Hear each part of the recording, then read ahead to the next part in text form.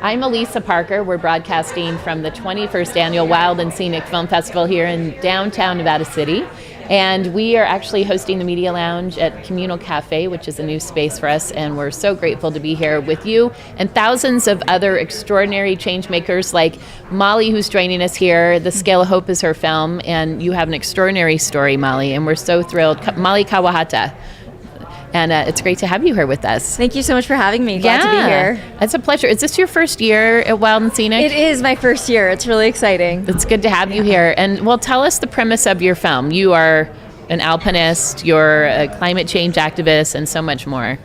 Yeah, well, so Patagonia approached me a couple years ago and said that they wanted to make a film about climbing and climate. And initially I was just advising them on the idea behind this film, but after some time they decided to basically tell the story of those two things through a character, which they told me, well, they didn't tell me was me. And so they rewrote the treatment, and eventually a film came out that was sharing my life story.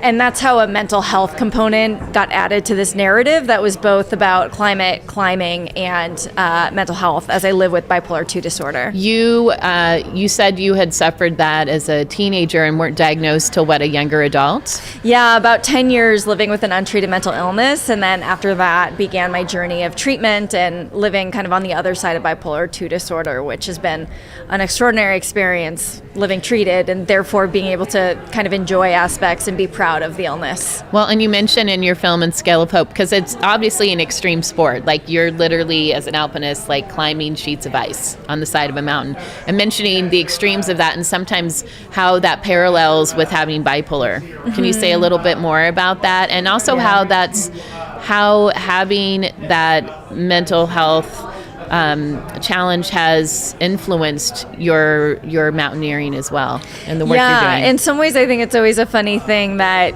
alpinism kind of can mimic bipolar II disorder because you experience kind of, I think if most people live here in the high and the low, I live way out here, right, given my highs and lows.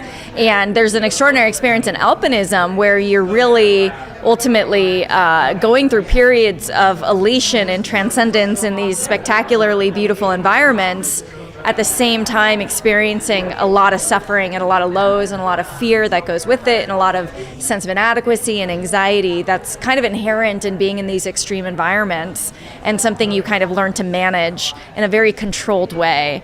So I think there are a lot of parallels with bipolar II disorder given that. And there's also, I think, one of the things with treatment I found is that I had this ambition to live at the extremes. So once I was sort of treated, I no longer had this sort of constant dysfunction in my life, but I did have this sort of extreme personality of wanting to do things. And so I found it's actually a gift in a lot of ways, and something I'm very proud of. And I think it's the reason I've been able to climb mountains and was able to work at the White House. And I want to talk to you about working with Obama and the White House administration. But first, too, in the movie, you're attempting to scale and you don't make it. And you also talk about just persevering. And I think a lot of us could relate to that now, especially given our recent times and COVID and the pandemic. What is it that you tell yourself? And give us the synopsis, like when you are out in really intense environments. What is it that you tell yourself to keep yourself going? Because there are moments when you're like, I don't know if I could keep going and keep doing this.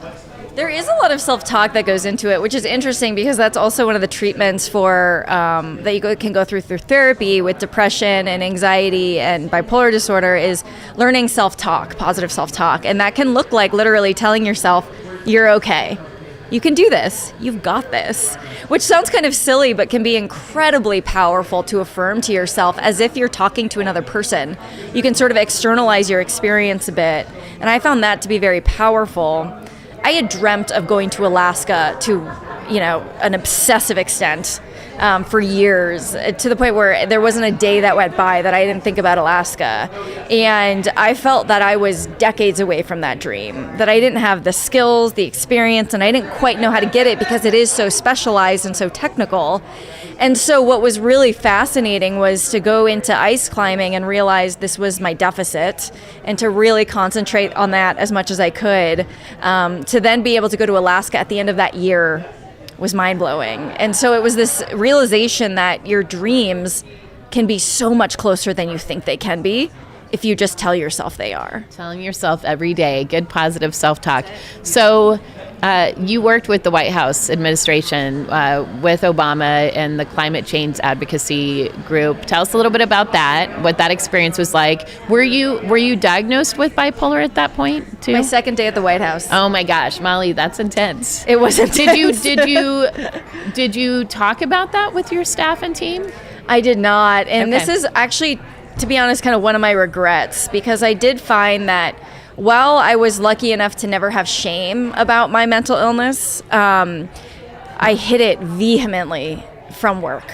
That was the one place I talked about it casually with friends, friends, even strangers. I would casually mention this, but with colleagues in my work, I vehemently hid it, with the exception that I had to disclose mental health challenges to the FBI because it was part of my security clearance. You have to go through a process to assure them that you are fit to serve. And, they can speak to your therapist and your psychiatrist to get that assurance, and absolutely was able to pass that. But beyond that, I really was concerned that other people would project the shame or judgment onto me. And in retrospect, I actually don't think they would have. I think I was in a very incredibly supportive environment with extraordinary people that I am still very good friends with today. And now know and are kind of like, I had no idea. I do wonder if on some level they're like, that also makes sense. That explains because you himself. worked tirelessly, and you mentioned in Scale of Hope that often people they can withstand maybe a year in the White House. Yeah. And you were there, 4 years? About, yeah. And then Obama says, as you're leaving and you have a departure experience, you get to bring your family, and he says, Molly, what are you going to do? What's your next step? And you said... It is so embarrassing. I cringed at the story, and they forced me to tell in the film. But I said, I'm going to go climb some mountains. I'm Julie Andrews. Here we go. And it really is. It's like, obviously at a departure, the number one thing somebody's going to ask you is they're going to say thank you, and then they're going to say, what are you doing next? How I didn't prepare the answer to that question is beyond me. I think it was reflective of how exhausted and stressed and sleep deprived we were at the time.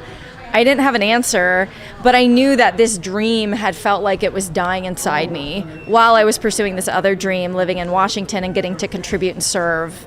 And so I was finally going to do it. That wasn't going to be my life's ambition. I wasn't going to be a professional athlete, but it was the thing I was thinking about at the point of leaving, is finally pursuing that dream on the side. But in telling him that, he just said, that's awesome. And I was like, I just stared blankly, like this.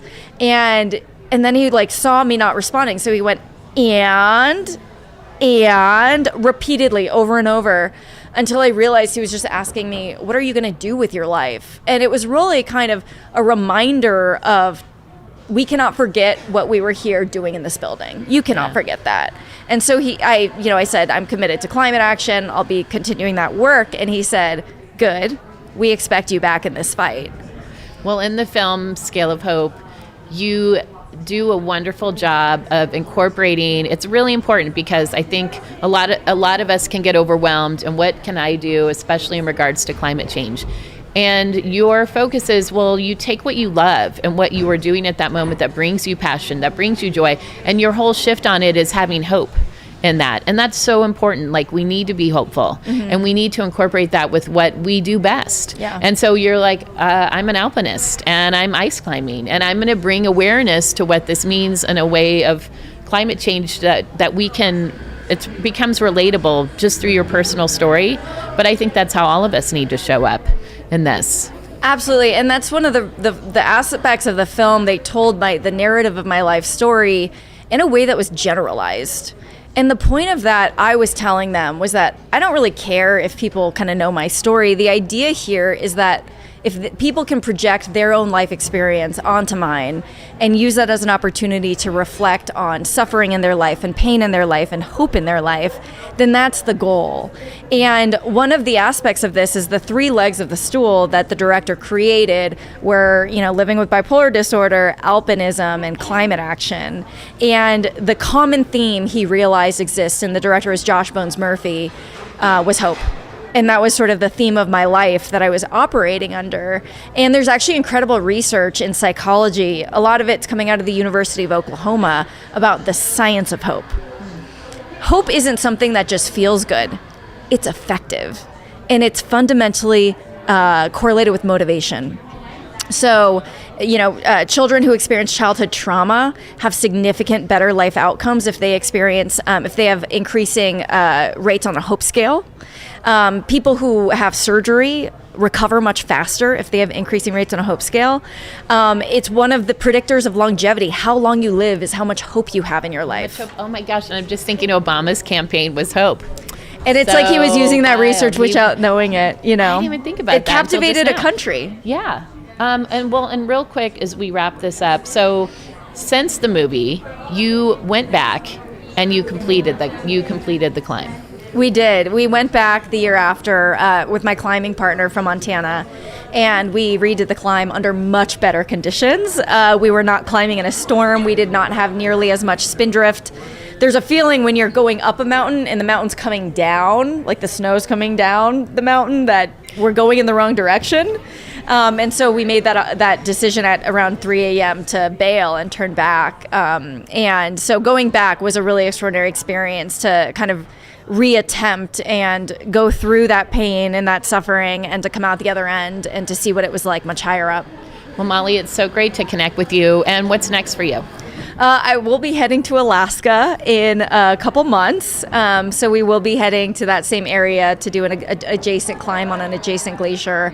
And then outside of that, I'm very deeply in climate advocacy, working in public speaking and consulting, just trying to continue to keep the movement alive within all sectors from organizations to corporations in order to get them all engaged in systemic climate action. Wow.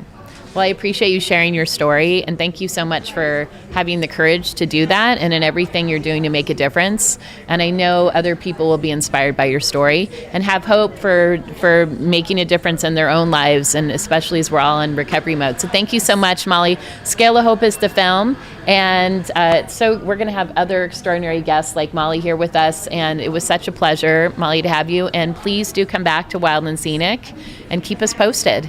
Thank you all so much for having me. It was great to be here. Great to have you. I'm Elisa Parker, and great to have you here with us. And we'll be right back. Wild and Scenic.